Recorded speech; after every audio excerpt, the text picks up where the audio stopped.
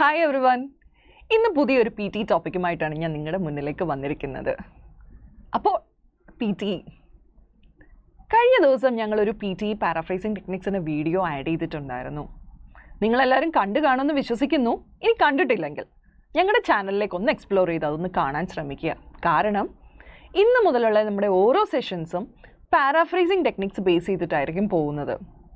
Okay, അപ്പോൾ കാണാത്തവരുണ്ടെങ്കിൽ വേഗം പോയി അത് കാണുക, കണ്ടിട്ട് നേരെ ഞങ്ങളുടെ ടോപ്പിക്കിലേക്ക് വരിക. അപ്പോൾ ഇന്ന് നമ്മൾ ഡിസ്കസ് ചെയ്യാൻ പോകുന്നത് പി ടി സ്പീക്കിങ്ങുമായിട്ട് റിലേറ്റ് ചെയ്തിട്ടാണ്. Especially I M highlighting here insider secrets. എന്താണ് ഇൻസൈഡർ സീക്രറ്റ്സ് എന്നായിരിക്കും നിങ്ങൾ വിചാരിക്കുന്നത്. Remember, always Xylem is following unique learning strategies for our children to get a perfect score. ആ യുണീക്ക് സ്ട്രാറ്റജീസിൽ നിന്നുള്ള ഒരു സെറ്റ് ഓഫ് സ്ട്രാറ്റജീസ് ആണ് ഇന്ന് ഞാൻ ഇവിടെ നിങ്ങളുടെ മുന്നിൽ റിവീൽ ചെയ്യാൻ പോകുന്നത്. So if you want to know about it, keep watching. Okay, so today we are going to discuss about first of all P T speaking beyond the basics. അപ്പോൾ സ്പീക്കിങ്ങിൻ്റെ സ്ട്രാറ്റജീസ് അറിയുന്നതിന് മുന്നേ നമ്മൾ പി ടി സ്പീക്കിംഗ് എന്താണെന്ന് അറിയണ്ടേ, എത്ര question types ഉണ്ടെന്ന് അറിയണ്ടേ. അതറിയാതെ നമ്മൾ സ്ട്രാറ്റജീസ് അറിഞ്ഞിട്ട് കാര്യമില്ല. സോ അതിലൂടെ നമ്മളൊന്ന് ജസ്റ്റ് ഒന്ന് പോകുന്നതായിരിക്കും. Then unveiling the hidden strategies. So this is our key point. ഞങ്ങൾ സ്ട്രാറ്റജീസ് റിവീൽ ചെയ്യും. അത് കഴിഞ്ഞിട്ടാണ് ഞങ്ങളുടെ ഏറ്റവും ഇമ്പോർട്ടൻ്റ് ആയിട്ടുള്ളത് വരുന്നത്, the key to achieve a high score. Strategies മാത്രം ഫോളോ ചെയ്തുകൊണ്ട് നിങ്ങൾക്ക് സ്കോർ കിട്ടില്ല. പിന്നെയോ അതെന്താണെന്നുള്ളത് നമുക്ക് സ്ട്രാറ്റജീസ് കഴിഞ്ഞിട്ട് കാണാം.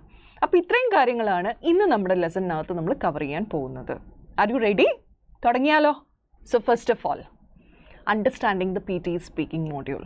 അപ്പോൾ നിങ്ങൾക്ക് എല്ലാവർക്കും അറിയാം നമ്മുടെ പി ടി എക്സാം തുടങ്ങുന്നത് പി ടി സ്പീക്കിങ്ങിൽ നിന്നാണ്. Okay, so here we have 5 different question types. അത് ഏതൊക്കെയാണെന്നൊന്ന് നോക്കിയാലോ. First one is read aloud, second one repeat sentence, then describe image, read a lecture and answer short questions.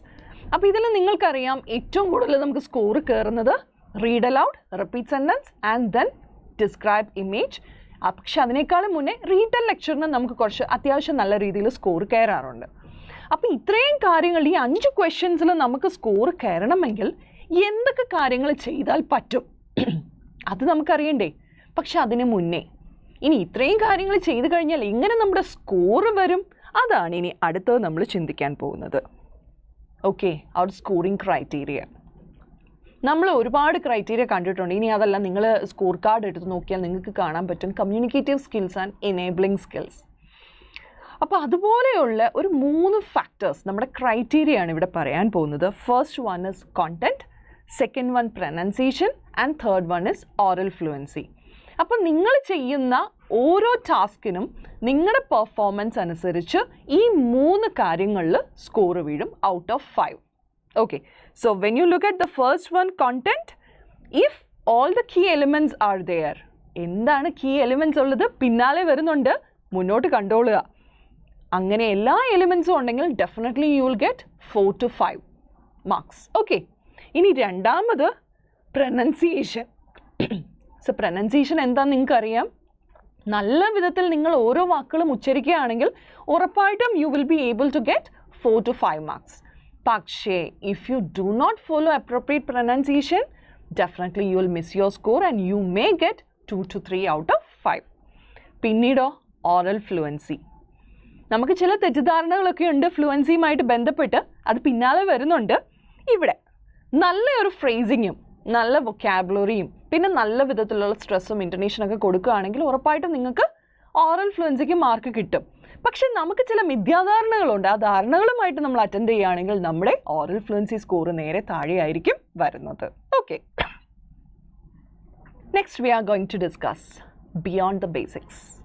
അപ്പോൾ നമ്മൾ അത്യാവശ്യം basics മനസ്സിലാക്കി, എത്ര ക്വസ്റ്റ്യൻസ് ഉണ്ട് സ്പീക്കിങ്ങിൽ, ഏതൊക്കെ ക്രൈറ്റീരിയ യൂസ് ചെയ്താണ് നമ്മുടെ സ്പീക്കിംഗ് അസസ് ചെയ്യുന്നത്.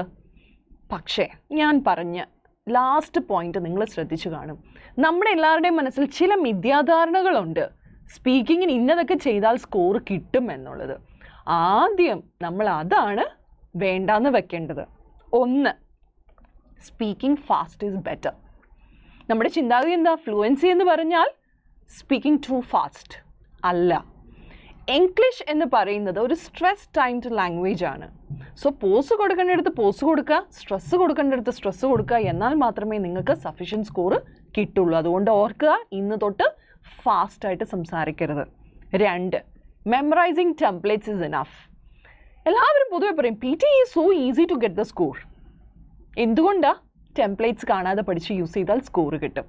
ഓർക്കുക, November 4 തൊട്ട് PTEക്ക് ടെംപ്ലേറ്റ്സ് സ്പീക്കിങ്ങിൽ യൂസ് ചെയ്യാൻ പറ്റില്ല എന്നൊരു നിയമം വന്നു, especially in describe image and retell lecture. അപ്പോൾ അതുകൊണ്ട് ടെംപ്ലേറ്റ്സ് നമ്മളെ സേവ് ചെയ്യും എന്നുള്ള ചിന്ത നമുക്കങ്ങ് മാറ്റിവെക്കാം. അടുത്തതായിട്ട് focusing only content is sufficient. പറ്റില്ല, ഞാൻ ഇച്ചിരി മുന്നേ കാണിച്ചായിരുന്നു. കോണ്ടന്റിന് 5 മാർക്സ് ഉണ്ട്, ഓറൽ ഫ്ലുവൻസിക്ക് 5 മാർക്സ് ഉണ്ട്, പ്രൊനൗൺസിയേഷന് 5 മാർക്സ് ഉണ്ട്. അപ്പോൾ കോണ്ടന്റ് മാത്രം ഒരിക്കലും നമ്മളെ സേവ് ചെയ്യില്ല. ഇനി അടുത്തതായിട്ട് speaking with a strong accent will lower my score. അപ്പോൾ എല്ലാവരും പറയുന്നൊരു കാര്യമുണ്ട്, ആക്സെൻറ്റിൻ്റെ ആവശ്യമൊന്നുമില്ല, നമ്മളങ്ങ് വായിച്ച് വിട്ട് കഴിഞ്ഞാൽ നമുക്ക് സ്കോർ കിട്ടും, സ്പീഡിൽ സംസാരിച്ച് സ്കോർ കിട്ടും. ഓക്കെ, അങ്ങനെയല്ല. നമ്മുടെ ആക്സെൻ്റ് എന്ന് പറയുന്നത് നമ്മൾ അപ്രോപ്രിയേറ്റ് പ്രൊനൗൺസിയേഷനും സ്ട്രെസ്സും ഒക്കെ യൂസ് ചെയ്തിട്ടാണ് നമ്മുടെ ഒരു ആക്സെൻ്റ് അവിടെ ഫോം ചെയ്യുന്നത്. അപ്പോൾ ചുമ്മാ അടിച്ചു വിട്ട് വായിച്ചു കഴിഞ്ഞാൽ ഒരിക്കലും നമുക്ക് സ്കോർ കിട്ടില്ല. അതിനാണ് ചില സ്ട്രാറ്റജീസ് നമ്മൾ പ്രയോഗിക്കുന്നത്. ഓക്കെ, അപ്പോൾ നമുക്ക് അതിലേക്ക് പോയാലോ? ഇപ്പം നമ്മുടെ മനസ്സിലുള്ള തെറ്റിദ്ധാരണകളൊക്കെ എന്താണെന്ന് നമുക്കൊരു ക്ലിയർ ഇമേജ് കിട്ടി. ഇനി നമ്മൾ നമ്മുടെ ഏറ്റവും ഇമ്പോർട്ടൻറ്റ് സ്റ്റേജിലേക്കാണ് കടക്കാൻ പോകുന്നത്. Let's look at it. So ഞാൻ നേരത്തെ പറഞ്ഞായിരുന്നു സൈലത്തിൻ്റെ യുണീക്ക് ലേണിംഗ് സ്ട്രാറ്റജീസ് ഉണ്ട്. So now I'm going to reveal it before you. Okay, so the first one, controlled poses. നിങ്ങൾ ഈ യൂട്യൂബ് വീഡിയോസൊക്കെ ഒരുപാട് കാണുന്നവരായിരിക്കും. ഞാൻ നേരത്തെ പറഞ്ഞു ഞങ്ങളുടേതായിട്ടുള്ള യുണീക്ക് സ്ട്രാറ്റജിയാണെന്നുള്ളത്. അപ്പോൾ നിങ്ങൾ വിചാരിക്കും എന്താ? നമ്മൾ ഈ വീഡിയോസൊക്കെ കാണുമ്പോൾ എല്ലാവരും പറയുന്നൊരു കാര്യമുണ്ട്, നിങ്ങൾ വേർഡ്സ് നോക്കണ്ട, ഹാർഡ് വേർഡ്സ് ഉണ്ടെങ്കിൽ നിങ്ങൾ സ്കിപ്പ് ചെയ്യുക, നിങ്ങൾ ഒറ്റ വായന വായിച്ചങ്ങ് വിട്ട് കഴിഞ്ഞാൽ definitely you will get content score, pronunciation and fluency score as well. അങ്ങനെയല്ല. That is just a myth, that is an assumption. Okay, പകരം നിങ്ങൾ കൺട്രോൾഡ് ആയിട്ട് പോസസ് യൂസ് ചെയ്തിട്ട് നേരെ സ്ട്രെസ്സും പ്രോപ്പർ ഫ്ലുവൻസി യൂസ് ചെയ്ത് വായിക്കുകയാണെങ്കിൽ ഉറപ്പായിട്ടും നിങ്ങൾക്ക് സ്കോർ കിട്ടും. പക്ഷെ അതെങ്ങനെയാണെന്നല്ലേ? Why pauses are crucial for fluency? നമ്മൾ പറയുന്നത് ഒറ്റയടിക്ക് വായിക്കുക, പോസൊന്നും കൊടുക്കരുതെന്നല്ല, ഇല്ലേ?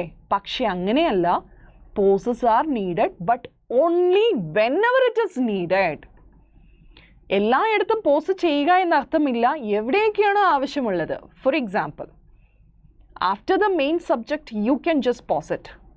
ഇനി അതല്ല, നമ്മുടെ ഏറ്റവും ഇമ്പോർട്ടൻ്റ് ആയിട്ടുള്ളൊരു ഐഡിയ ഉണ്ടെങ്കിൽ there you can slowly pause it. പക്ഷേ ഏറ്റവും കൂടുതലായിട്ട് നമുക്ക് പോസ് ചെയ്യാൻ പറ്റുന്നത് വേറെവർ പങ്ക്ച്വേഷൻസ് ആർ ദെയർ. അത് കോമയുള്ളതായിരിക്കാം, സെമിക്കോളൻ ഉള്ളതായിരിക്കാം, ഫുൾ സ്റ്റോപ്പ് ഉള്ളതായിരിക്കാം.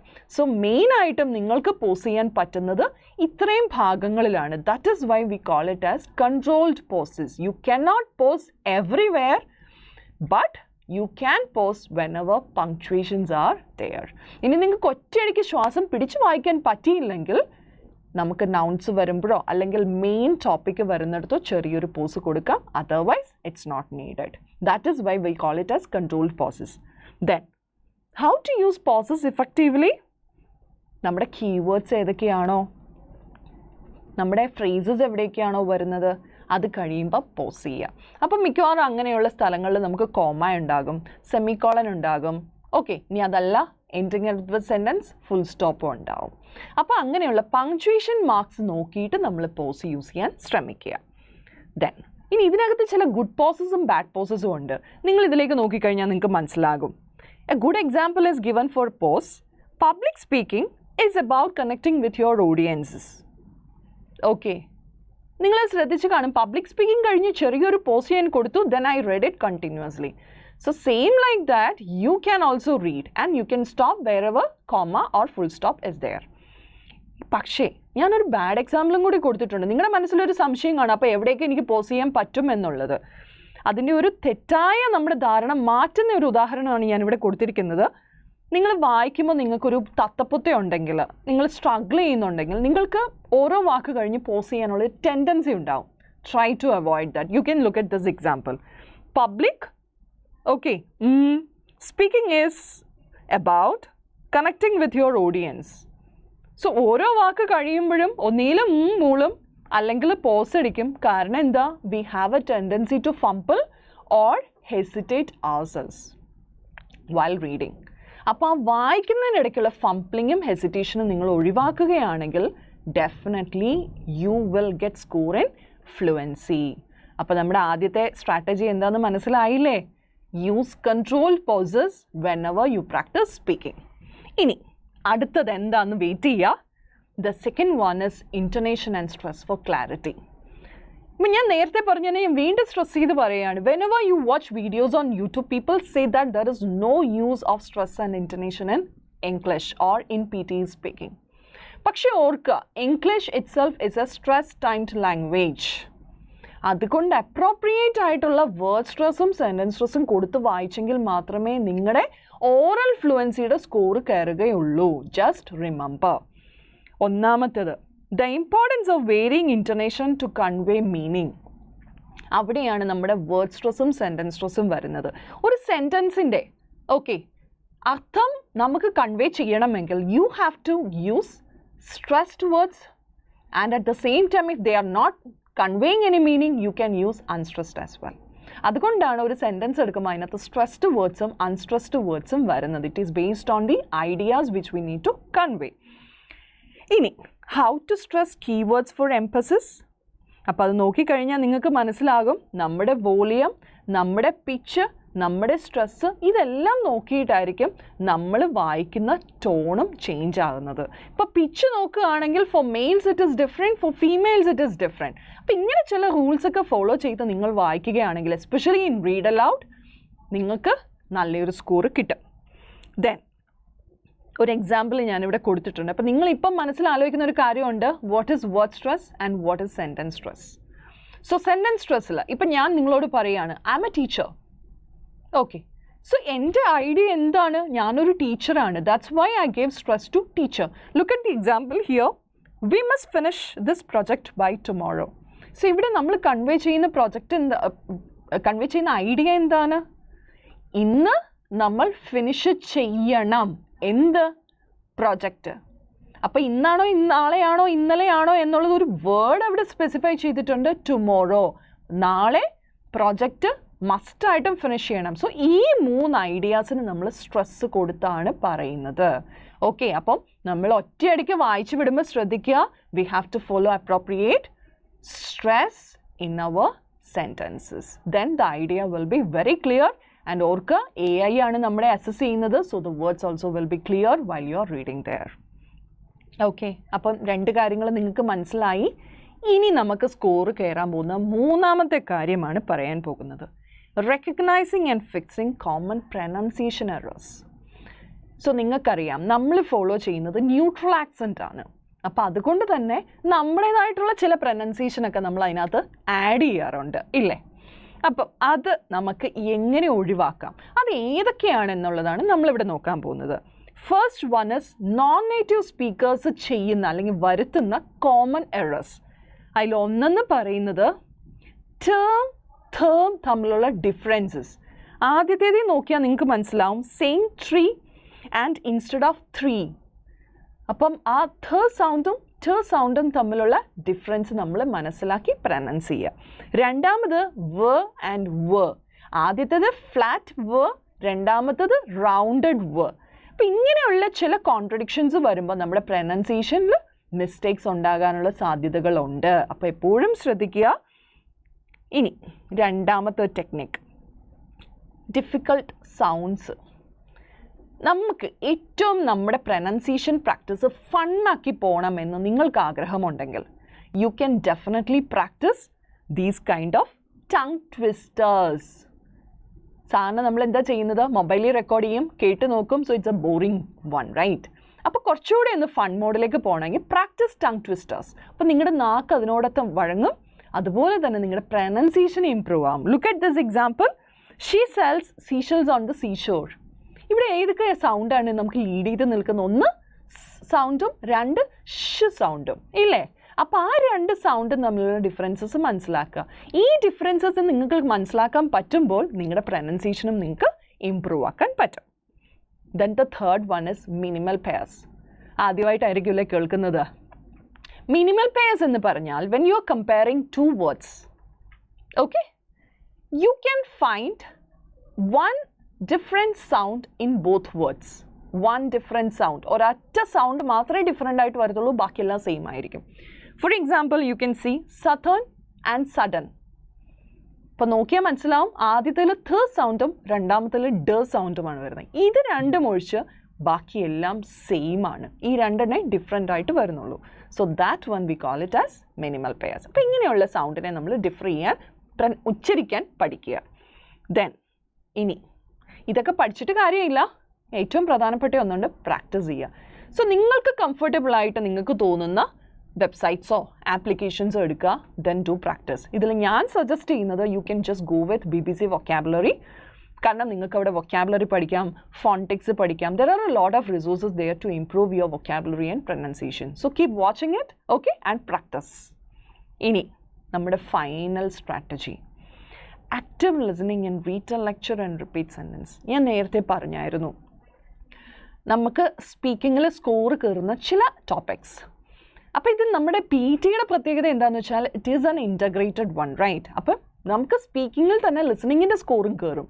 അതുകൊണ്ട് ജസ്റ്റ് പ്രാക്ടീസ് ആക്റ്റീവ് ലിസണിങ്. അപ്പോൾ എന്താ ആക്റ്റീവ് ലിസണിങ് എന്ന് പറയുന്നത്? You must be able to get ideas when you listen.